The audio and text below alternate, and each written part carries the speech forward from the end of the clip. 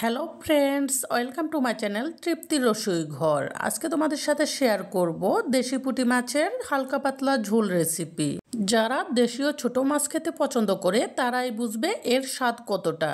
এই রেসিপিটা দেখে খুব সহজেই অতুলনীয় স্বাদের পুঁটি মাছের ঝোল রান্না করে নিতে পারবে। তাহলে চলো আর দেরি না করে শুরু করে দিই। প্রথমেই দেখো, মাছগুলোকে সুন্দরভাবে কেটে ধুয়ে পরিষ্কার করে নিয়েছি।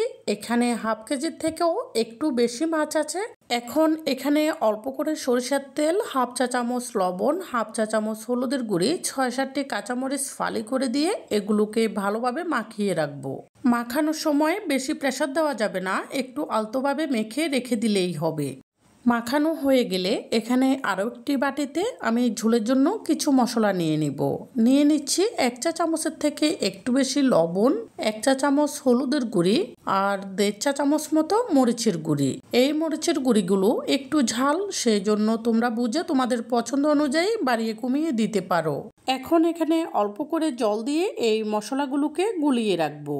এখানে আমি আর এক্সট্রা কোনো মশলা ব্যবহার করব না। এগুলোকে রেখে দিয়ে চুলায় একটি কড়াই বসিয়ে দিব আর কড়াইয়ে দিয়ে দিব পরিমাণ মতো সরিষার তেল। তোমরা চাইলে এখানে সয়াবিন তেলও দিতে পারো। তেলটা ভালোভাবে গরম হলে মাখিয়ে রাখা মাছগুলো দিয়ে দিব। এখন চুলার আগুন হাই ফ্লেমে করে দিয়ে এই মাছগুলোকে দুই পিঠে সুন্দর করে একটু ভেজে নিব। ভাজার প্রসেসটা দেখিয়ে দিচ্ছি।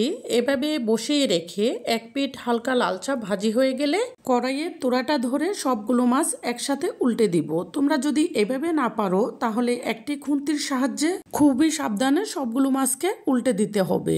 আমি এখানে উল্টানোর সময়টাতে দেখাতে পারিনি, কারণ ভিডিও করতে অসুবিধা হতো।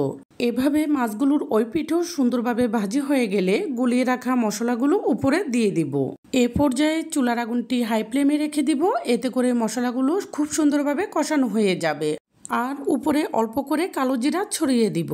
কালো জিরাটা এভাবে দিলে মাছের ঝোলের স্বাদটা একটু ভিন্ন হয়। এটা আমার ভীষণ পছন্দের। তোমরা চাইলে মাছ দেওয়ার আগে কালো জিরা দিয়ে এগুলোকে একটু ভেজে এরপর মাছ দিয়ে ভাজতে পারো।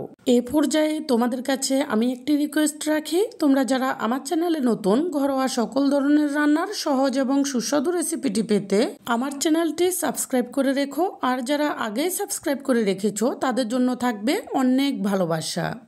এখানে মশলাগুলো কষে মশলার তেলটা উপরে উঠে আসলে এ পর্যায়ে ঝোলের জন্য পরিমাণ মতো জল দিয়ে দিব। আর একটি চামচের সাহায্যে আলতোভাবে নেড়ে নেড়ে ঝোলের সাথে মাছগুলোকে মিশিয়ে দিব আর ঝোলে সমান করে দিব। আমি এই মাছগুলোতে ঝোল একদমই কম রাখবো, সেই জন্য জলটা কমিয়ে দিয়েছি। তোমরা যদি ঝোলটা আরো একটু বাড়িয়ে রাখতে চাও তাহলে জলের পরিমাণটা আরো একটু বাড়িয়ে দিলেই হবে। এখন চুলার আগুনটি মিডিয়াম ফ্লেমে রেখে মাছগুলোকে বেশ কিছুক্ষণ টকবক করে ফুটতে দিব। এরপর চুলার আগুনটি ডিম করে দিয়ে এভাবে কিছুক্ষণ বসিয়ে রাখবো। এতে করে মাছের পেটে যে ডিমগুলো আছে সেগুলো ভালোভাবে সেদ্ধ হবে, না হলে এগুলো সেদ্ধ হবে না। ভালোভাবে সেদ্ধ না করার কারণে মাছের পেটের ভিতরে ডিমগুলো যদি কাঁচা থেকে যায় তাহলে প্রিয় পুঁটি মাছ খাওয়ার শখটাই মিটে যাবে। মাছগুলো রান্না প্রায় শেষ। এখন উপরে কিছু ধনেপাতা কুচি ছড়িয়ে দিব। এরপর চামচ দিয়ে আলতোভাবে নেড়ে চুলার আগুনটি নিভিয়ে গরম চুলার উপরে মাছগুলোকে এভাবে কিছুক্ষণ বসিয়ে রাখবো, কিছুটা ঠান্ডা হওয়া পর্যন্ত। এরপর এগুলো পরিবেশনের জন্য সম্পূর্ণ প্রস্তুত হবে। একবার পুঁটি মাছের ঝোল এভাবে রান্না করে দেখো, ঘরের সবাই খেয়ে প্রশংসায় পঞ্চমুখ হবে আর এর স্বাদ কখনোই ভুলবে না। যদি রেসিপিটি তোমাদের পছন্দ হয়ে থাকে অবশ্যই লাইক, কমেন্ট এবং সাবস্ক্রাইব করে সাপোর্ট করবে আরো নতুন নতুন রেসিপি উপহার পাওয়ার জন্য। এই বলে আজকের মতো এখানেই বিদায় নিচ্ছি। পরবর্তীতে চলে আসবো নতুন কোনো রেসিপি নিয়ে। সেই পর্যন্ত সবাই ভালো থেকো।